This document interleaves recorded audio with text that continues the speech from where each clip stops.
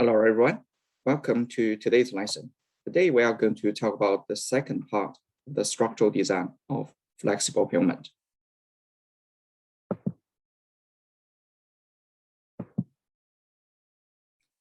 The last lecture has covered the left part of this pavement design system chart.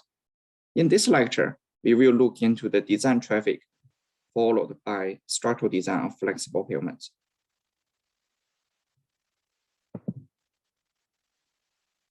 A road pavement must be wide enough and of suitable geometry to permit all vehicles to safely operate at an acceptable speed.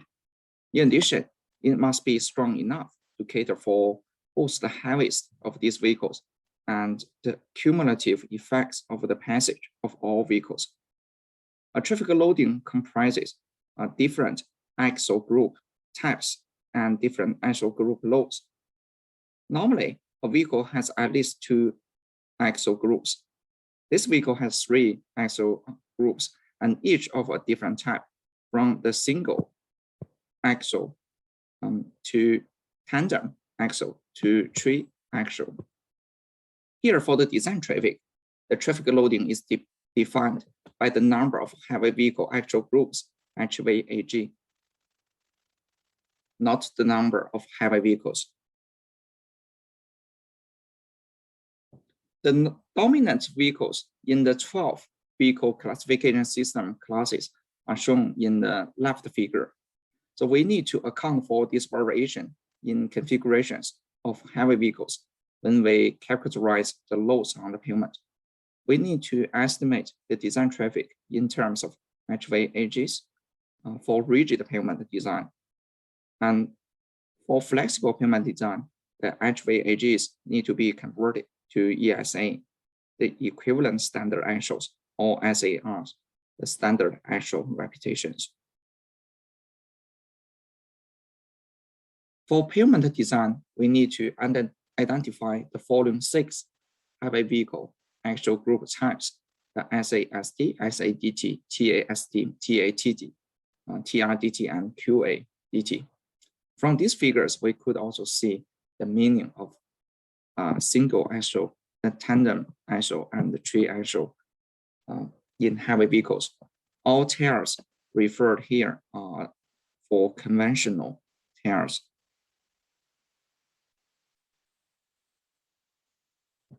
The pavement design task is to select a suitable pavement configuration for the traffic portion of a carriageway. The traffic way may vary from a single lane catering for traffic traveling in both directions to 6 or more lanes for single direction traffic. For multiple lane carriageways, the same pavement configuration is usually adopted for all lanes. The left part is a stepwise sort of procedure that you would use to calculate the design traffic. We will go to details of each part of this flowchart in the next few slides.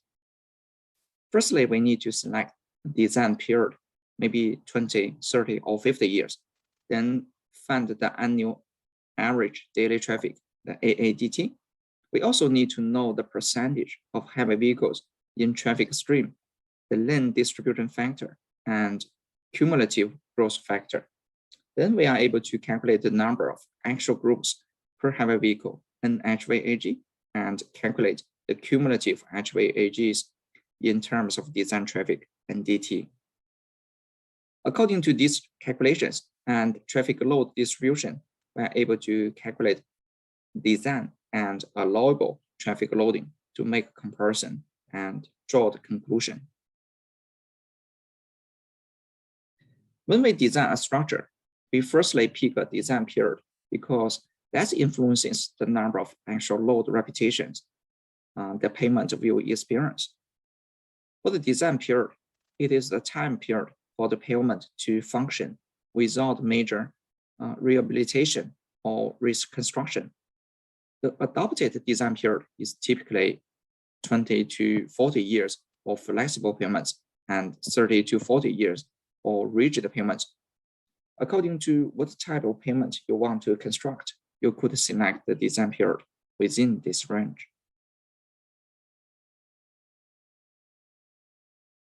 For new construction, it is a common practice to adopt the same pavement design for all lanes of the carriageway and to base the design on the traffic loading in most heavily trafficked lane.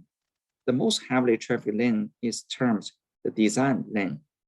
For a two-lane two-way road, in other words, one lane in each direction, the design lane is readily identified as that lane which is most heavily trafficked. For multiple lane single direction carriageways, the design lane is, in the vast majority cases, the left or outermost lane. The weight in motion system are available, which provide lane-specific heavy vehicle traffic loading data across a carriageway. If project-specific information is not available, then the below table provides guidance on the proportion of heavy vehicle traffic loading assigned to the design lane. The proportion assigned to a specific lane is termed the lane distribution factor, the LDF, for the lane. So according to the pavement location, either is rural or urban, the number of lanes in each direction, either 2 or 3 lanes, and position of the lane, the lane distribution factor will be selected from this table. This is a typical weight in motion system for measuring traffic loads. The WIM system records the actual weight and the gross vehicle weight as vehicles pass it. So it could provide the lane-specific heavy vehicle traffic loading data across a carriageway.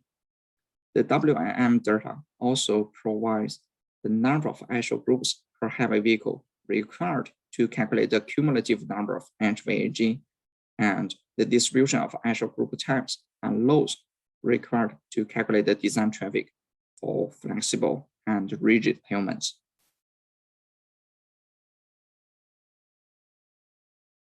The first requirement of a pavement design is that it be adequate for the cumulative traffic loading anticipated in the design lane over the design period. Estimation of this loading firstly requires the calculation of the cumulative number of heavy vehicle actual groups, HVAG, over the design period. The equation to derive the design traffic NDT in cumulative heavy vehicle actual groups traversing the design lane during the specific period is shown here. The AADT is the annual average daily traffic in the first year, and DF is the direction factor, which is the proportion of two-way AADT traveling in the direction of design lane. Direction factor of 0.5 means traffic is divided equally between both directions. The percentage of HV is the average percentage of heavy vehicles. The LDF is the lane distribution factor, which is the proportion of heavy vehicles in design lane. CGF is the cumulative growth factor, and NHVAG is the average number of actual groups per heavy vehicle. The design traffic NDT is applicable for both flexible and rigid pavement. The average number of actual groups per heavy vehicle NHVAG could be obtained from vehicle classification codes from the WIM data, or if the WIM data is not available, then the presumptive values could be used. As shown for one example here, the presumptive NHVAG could be found from table the D1. These are the statistics that are for a different heavy location of NSW. So we can refer to this table to find the corresponding HVAG value.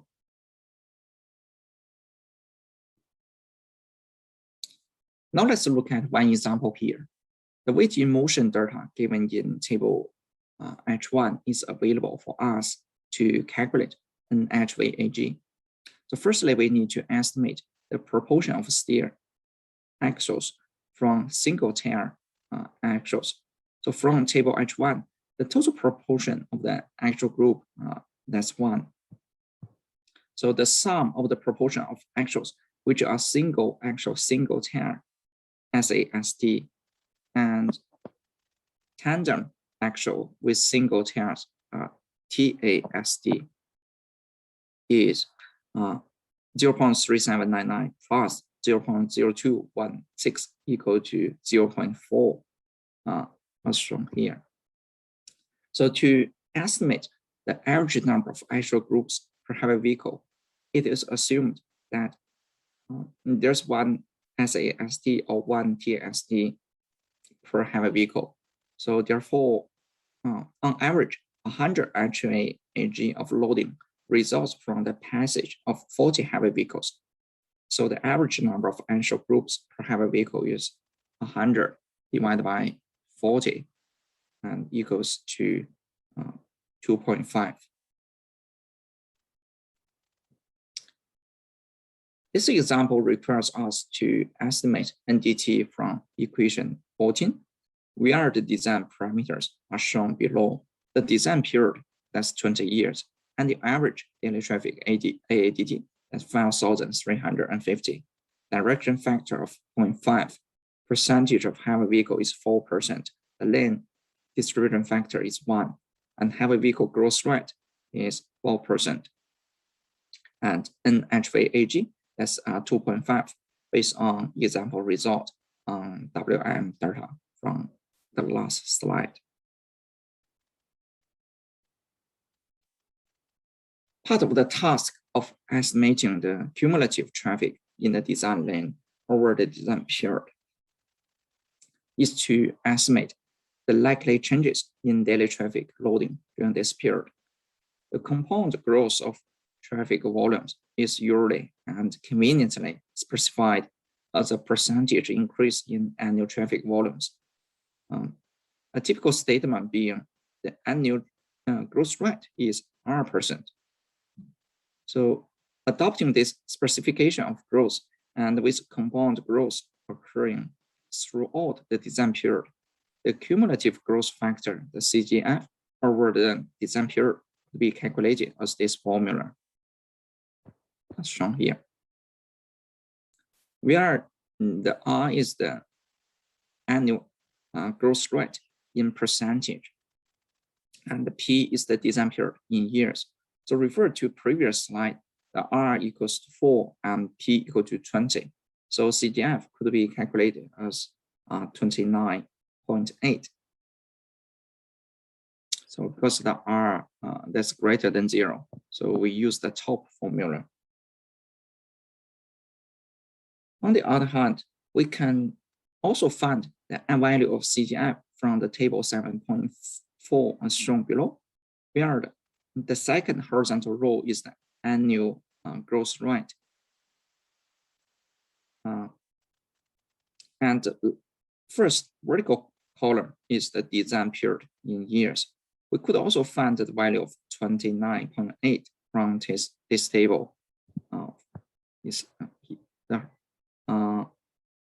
The horizontal row, that's 4, and vertical, that's 20. So we can find this value. So there are two ways of getting the CGF. When iterating all the values to equation 14, the NDT could be calculated as 2.9 times 10 to the power of 6 HVAGs.